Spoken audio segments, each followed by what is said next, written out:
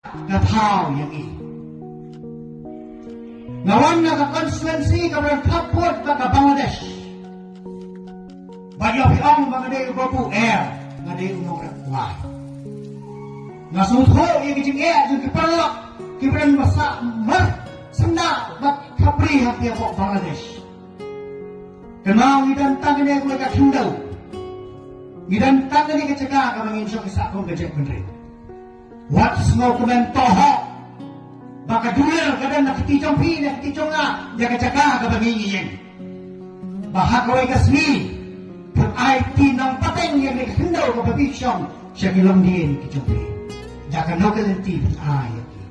hatu pi ay di bijisingan hatu pi ay kang mariban ay di pi ay jaga local and TV habang apoy siya ka akwa buok ka kompat baka ay ka pala ya kilong yin bakata kawai kalong yin kapalay tuwa ina makmat na kawai kalong kuli kemudian beri hanti hakapot Bangladesh kebaha apapun setelah konstitusi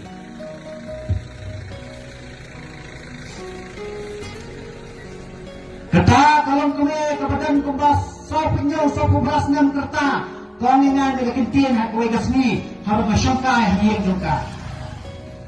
kong mensya hakapor badalang try ini yana kong ngadang syuba habalik siapa siapa anda kelak ini lasim ti imei ngalasang menkena ngalasang mendiak banrat mendiang menyerap imei bagi yingasam hanta hapok beri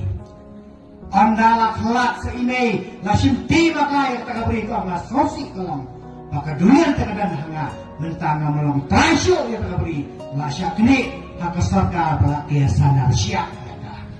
mulai itu nilai undang sanarsia tambah pala perkatakan nagabatang kita jom kikur kita kiparlok kiparjor kipahiyeng rasam kibersalam syaka nama pakong kajay maring yung siyang sa tanani si syaka yo hakaway na sini kikun kikiti kijopi kipersa kijopi kiksi kijopi kipay hagalan-galan kisyaka la sigi syakini manoban keno hangta yano bin keno kaya keno yadi